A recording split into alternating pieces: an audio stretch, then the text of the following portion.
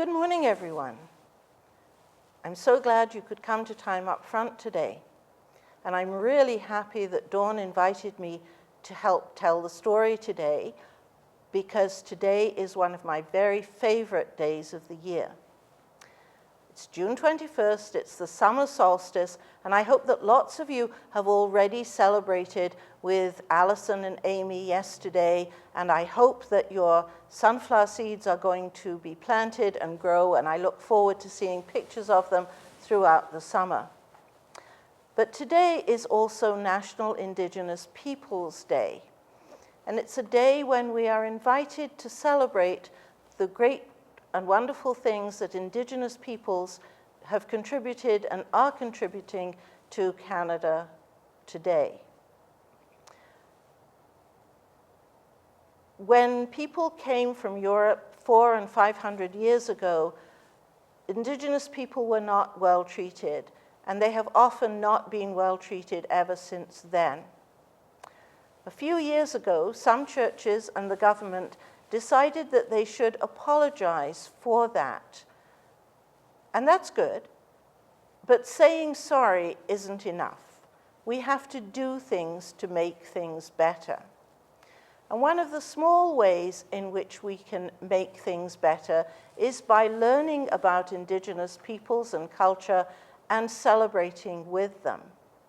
And one of the reasons that today is one of my favorite days in the year is that if we didn't have to physically distance, I would be down at Bell Park celebrating the powwow and seeing all the wonderful costumes and the colors and listening to the heartbeat of the drum and eating some delicious food.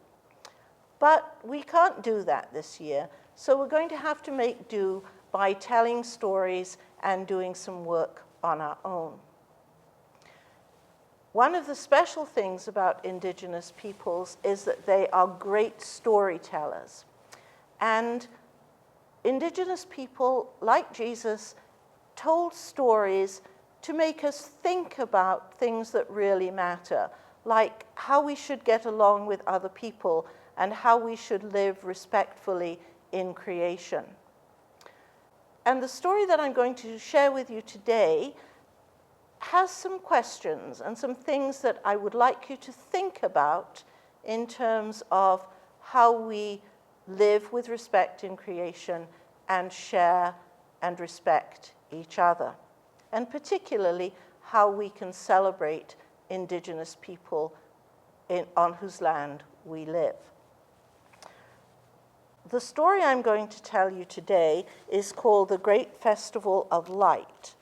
And if you want to read it again, you can find the link on the Young Families Facebook page. I hope you enjoy it. The huge valleys in the land stretched as far as the eye could see. This day was a very special day. The creatures of the land, as well as the people, were getting ready to celebrate the great festival of light, the summer solstice. Walking along the winding road that led to the great gathering, 3 animals were talking about the performances they were going to put on. Garway, an old black bear with a crusty personality, was making extravagant boasts about his immense strength. He had promised his 2 friends a spectacular act that would make the most of his strength and imposing bulk. As for Satiwa, the chatty fisher, he had prepared some acrobatic turns that nobody had ever seen before. In fact, he was determined to show the other animals that he was the fastest, most clever, and most skillful animal in the valley. For his part, Tayo, the silver hawk, had prepared an incredible aerial routine. With his prowess at high-level acrobatics and breathtaking spiral dives, he planned to show his friends that he was the best hunter in the land. Our friends had prepared their performances to mark the arrival of the summer solstice on that lovely June 21st. For all the forest dwellers, that day was the most important one of the year. It was the beginning of the summer and the reawakening of everything that was beautiful in nature. The snow had vanished, some of the flowers were already exquisitely scented, the sun had cast its soft rays on the hills and made the enchanted rivers sparkle. All the animals were hurrying to celebrate the longest day of the year. Our friend Gawe the bear had been celebrating the end of his period of hibernation. After sleeping all winter, he could now finally feast on the fresh, juicy fruits of the field. For Satiwa the fisher, it meant recovering his brown summer coat and being able to play again in the green meadows as he searched for new prey. Tayo the hawk would be especially cheerful as he strutted in front of the local females in search of a partner. Suddenly, while the friends were talking, they saw in the distance Anouk, a strong-minded dog who had been living in the village with the humans. Anouk was descended from a long, proud line of sled dogs. Anouk was also going to the celebration of the summer solstice. This year, he had the privilege of attending the event in the company of his trainer, Elisapi. After the usual greetings, Gawe asked him why people were accompanying him to their celebration. The humans, after all, had nothing to celebrate. They didn't hibernate all winter, and they certainly didn't change their fur with the arrival of summer. The three friends just couldn't understand it. They thought the human race had nothing to rejoice in. For the animals, June 21st was an opportunity to celebrate their differences as well as their special characteristics. But humans were all alike. What could those beings who walked on two legs have to celebrate? I wonder what those beings who walked on two legs, people like us, would have to celebrate. Anouk was surprised. He told his three friends, humans are not all alike. There are major differences between them. No, said Tayo, I know them well, and they all seem the same to me. Humans have neither feathers, nor scales, nor antlers. They're all the same size. They cannot fly like the eagle or the swallow. They all just walk. I tell you, they're all alike. You're right, Tayo, said Gawe.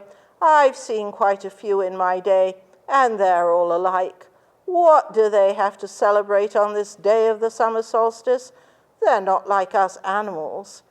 Take Ahona the goose, for instance. She's just returned from a long trip to the south where she spent the winter.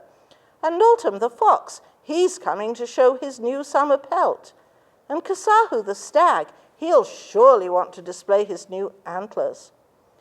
What could humans possibly have of interest to show each other and talk about? All the animals have special things they want to show each other and talk about. I wonder what you would want to show and talk about if you were at their celebration. Satiwa, who for once hadn't played the chatterbox, now took the opportunity to contradict Anouk. We animals are really all alike on the inside. For us, the most important thing is to survive. Aren't people just like us, he declared. No, Anouk was quick to answer, they may share some of our priorities, but they experience and learn things very differently. Take my trainer, Elisapi, for example. She's Inuit from the Great North. She has always lived in the Arctic, and she knows better than anyone how to adapt to the cold and hardships of winter. One day, she came across two friends, Benjamin, a young Haida boy, and Pauline, a young Métis girl. Benjamin came from the west. He knew very little of winter and snow. He lived right by the sea. The sea had brought him a different kind of knowledge from that of Elisapi. Unlike her, he had never done any ice fishing. He'd never traveled by sled. Also, their beliefs were different, as were their customs, their traditions, and their languages. As for Pauline, a Métis from the plains, she was a young girl who was very proud of her heritage that came from her Indigenous and her European ancestors. Among them were coureurs de bois, guides, interpreters, fishermen, and explorers. The humans will also be celebrating their differences while thanking Mother Earth for bringing forth living creatures in such variety. Take a minute to think about your siblings and your friends. What are some of the ways that you're the same and some of the ways that you're different from them? I wonder how you feel about those differences. The friends stood there open-mouthed for a few long minutes. Then they thanked Anouk for telling them about human beings and wished him a pleasant journey. They could never have guessed that human beings were, like themselves, alike and different at the same time. From that day on, all the animals would know that human beings also need to come together to celebrate, and the animals felt all the joy that humans would experience in celebrating the summer solstice, also known as National Indigenous Peoples Day. I wonder, how many different ways can you think of to celebrate that we are all alike and different at the same time?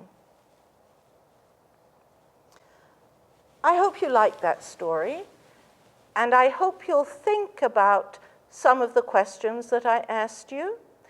If you'd like to share your ideas, we'd love to have you do that.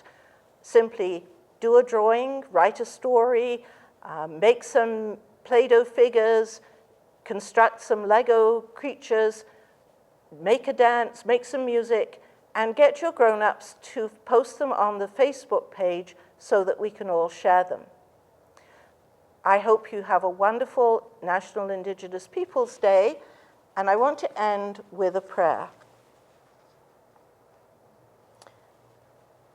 Creator God, thank you for the light and warmth of the sun and for the joy of summer. Thank you for a world filled with different plants and trees, bugs and reptiles, fish and animals. Help us to live respectfully with all creation. Thank you especially today for the gifts and cultures of Indigenous people. Thank you for all the wonderful ways that we are alike and different at the same time. Help us to live with respect and in peace in your world. Amen.